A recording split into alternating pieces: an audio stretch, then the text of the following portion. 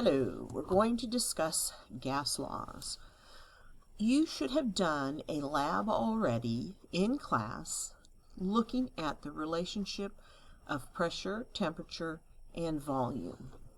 And so this is kind of a continuation of how we can use that relationship. Gases, of course, we've already defined as a state of matter with a high kinetic energy, rapidly moving particles, no definite shape or volume. There are four things that affect gases. The first one is pressure. Pressure, of course, is the push the particles exert as they hit on the side of a container. And there are several different things we'll see as we calculate. Most often we'll use this guy probably, and this guy. We'll be converting between atmospheres, millimeters of mercury, and kilopascals. So what we're going to do here is calculate a couple conversions. So we do this to make things usable. All right, 22.5 kilopascals. 22.5 kilopascals. We want to go to atmospheres. So we can see here that 1 atmosphere is equal to 101.3 kilopascals. Kilopascals will cancel. And if we do that math, and I've already done it, we get 0.222 atmospheres. Go ahead and get your calculators out. Pause, and then once you get your calculator out, come back and you can do this with me. The next one, 5.39 kilopascals, and we want to change to millimeters of mercury. So 101.3 kilopascals is equal to 760 millimeters of mercury. And when we do that math, we should get 0.0532 millimeters of mercury. The third one is 740 millimeters of mercury, and we want to change that to atmospheres. So once again, if we look up here, here's our equivalence. 760 millimeters of mercury is equal to 1 atmosphere. And if we do that math, we get 0.974 atmospheres. All right. Volume. We've already done a lot of volume changes, especially this one. All right. So the first one is milliliters to liters. So we would do 1, 2, 3, 4, some creative numbering there. Milliliters. And we know that there are 1,000 milliliters in 1 liter. Milliliters cancels. And we would get 1.234 liters. For the next one, 1 cubic centimeter is equal to 1 milliliter. So we would do 54 cubic centimeters. 1 cubic centimeter equals 1 milliliter. So that would be 54 milliliters.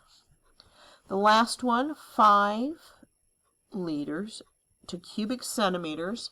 First, we need to change to milliliters. So there are, in 1 liter, we have 1,000 milliliters, and then we change. We know 1 milliliter is equal to 1 cubic centimeter, so we get 5,000 cubic centimeters. On the next side is temperature. We haven't talked much about temperature. You know Fahrenheit is the scale that we typically use. If you've noticed up on my desk, I have a Lab Pro set up here with the temperature running on it, and it's in Celsius, and I have a conversion chart to change to Celsius, because we always want to use Celsius in science. It's the international system one to use. However, that's not going to be the problem. With gases, because that relationship of volume and temperature. As the volume gets bigger, the temperature gets, as the temperature increases, the volume increases. All right? Well, if you make the temperature decrease and you get into a negative temperature, it would follow that you have negative volume, and you can't have a negative volume. A negative volume would be nothing.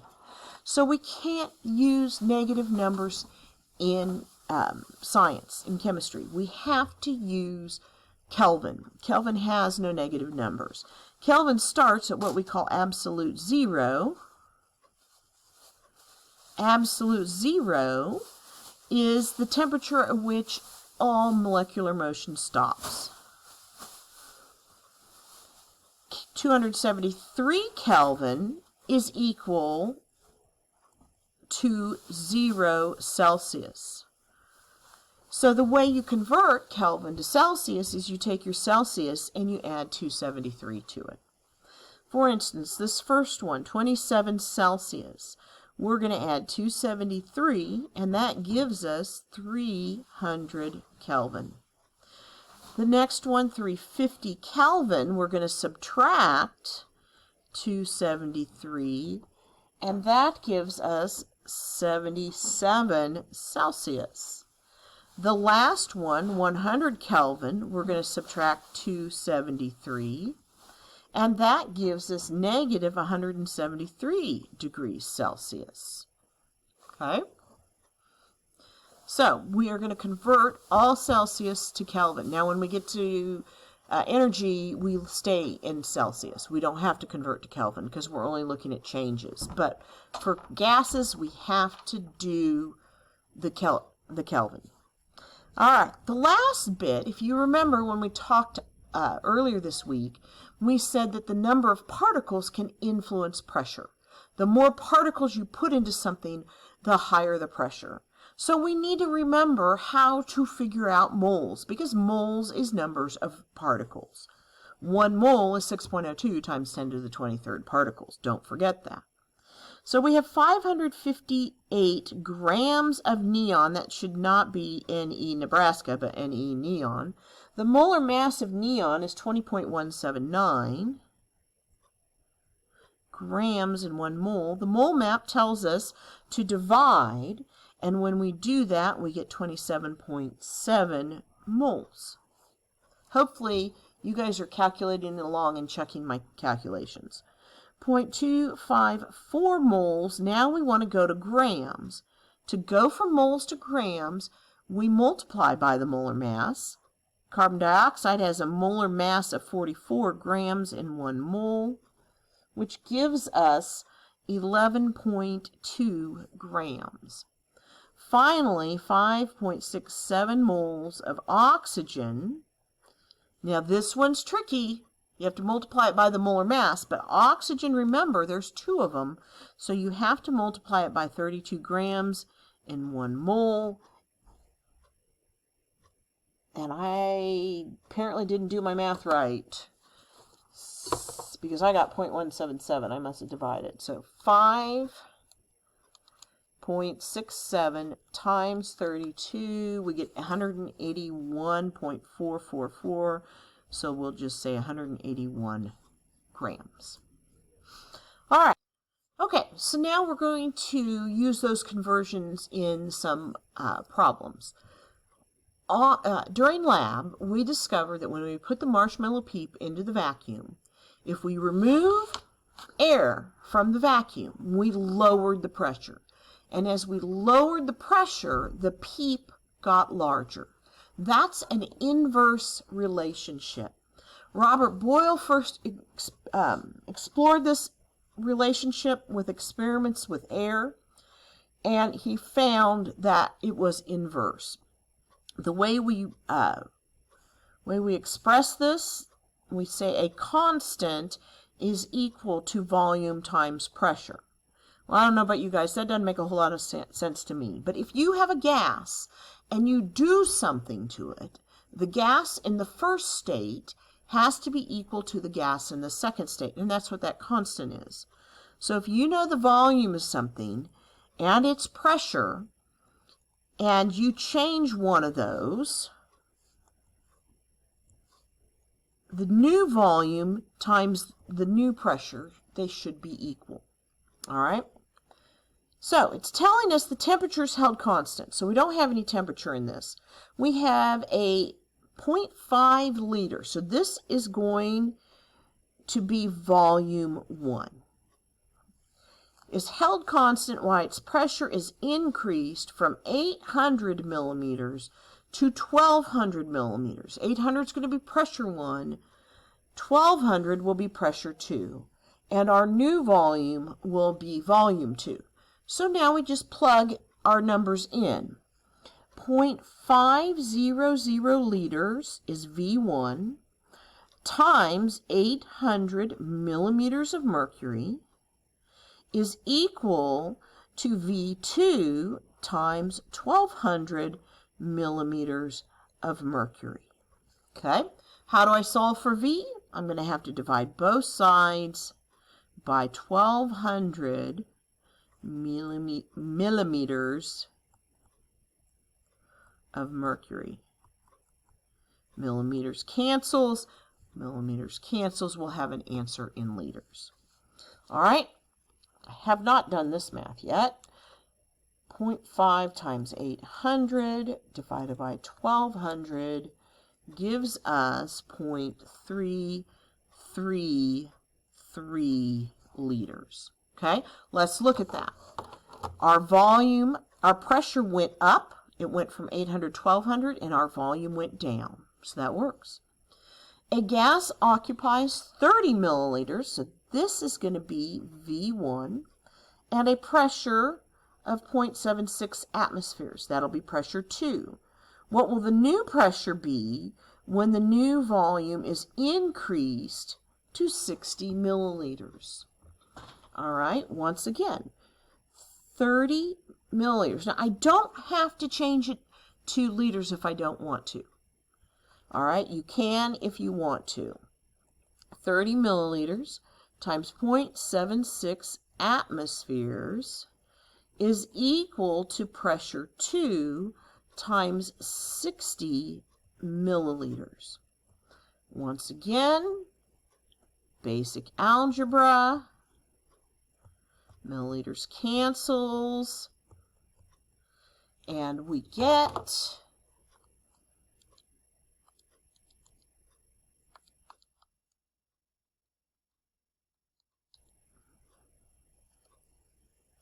0.38 atmospheres.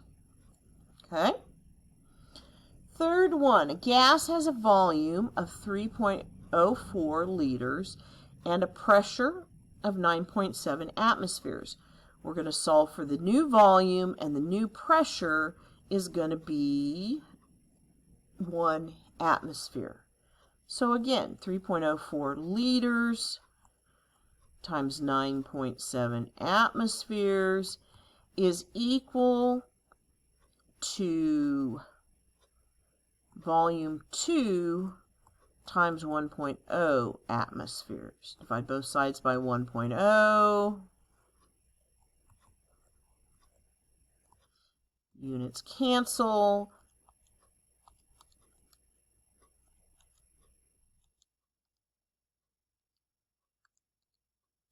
And we get 29.5 liters.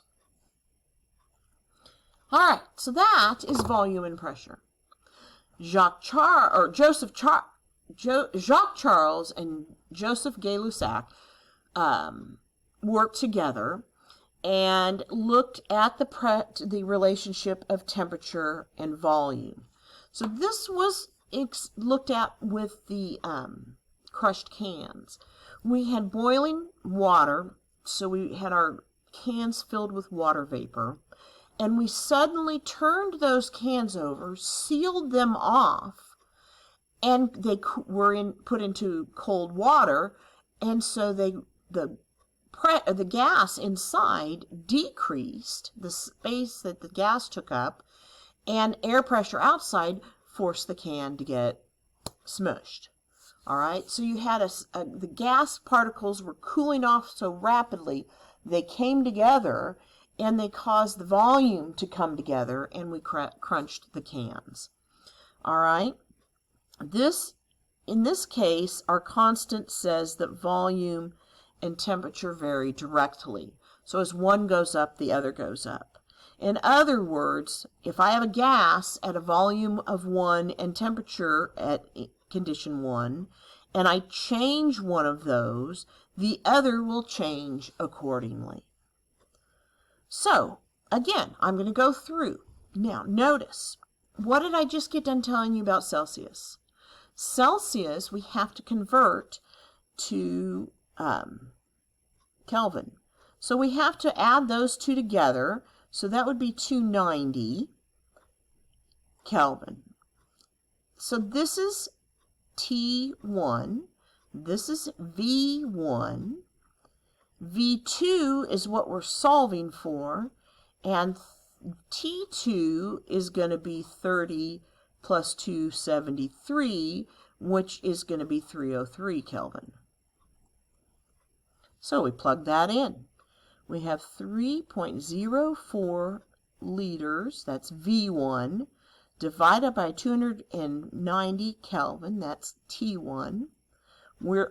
Our volume is unknown, and we have a new temperature of 303 Kelvin. Now you just cross multiply. 303 times 3.04 divided by 290, and we see a new volume of 3.18 liters. The next one, room temperature, is 25 degrees Celsius. That's T1. 25 plus 273 is going to be 298 Kelvin. The volume of the balloon is 0.53 liters. The new temperature is what we're solving for,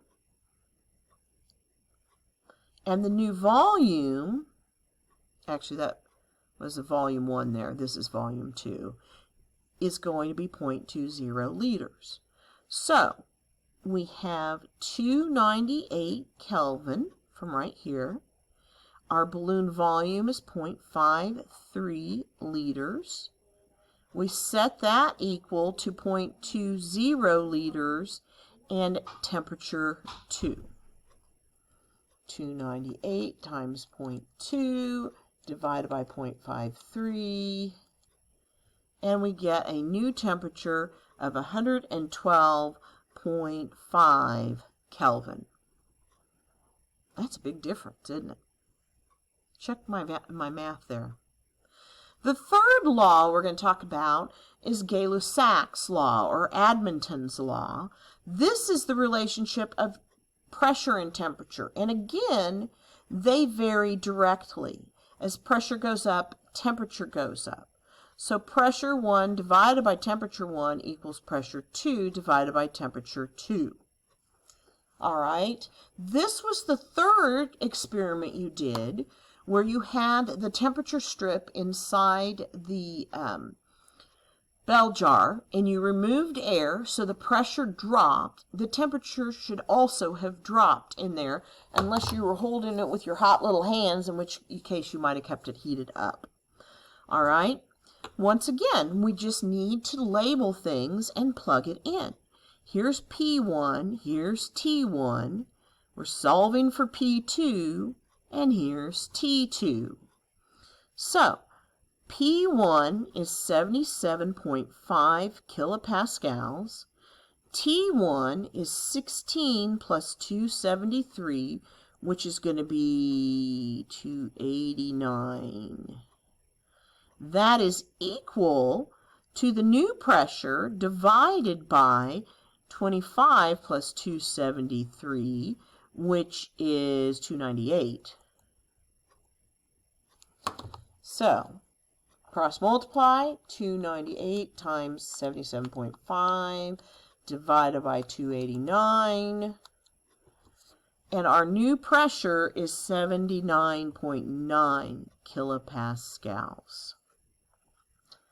A gas has a pressure, so there's P1, at 1 atmosphere. Here's T1 in 20 degrees Celsius. The temperature is increased to 50. What is the new pressure? So we're going to do 1.0 atmospheres for P1 divided by 20 plus 273, which is 293 Kelvin, is equal to pressure 2 divided by 50 plus 273, which is going to be 333, if I'm doing my math right, Kelvin. So now again we plug and chug.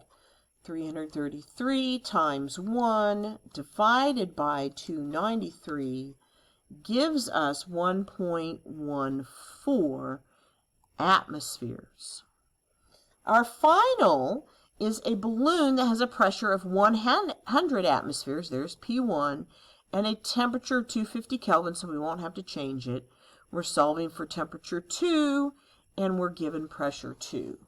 So we're going to take 100 atm divided by 250 Kelvin is equal to 63 atm divided by T2. 250 times 63 divided by 100, and that gives us a temperature of 157.5 Kelvin. All right? So hopefully that makes some sense. We'll take this further next week.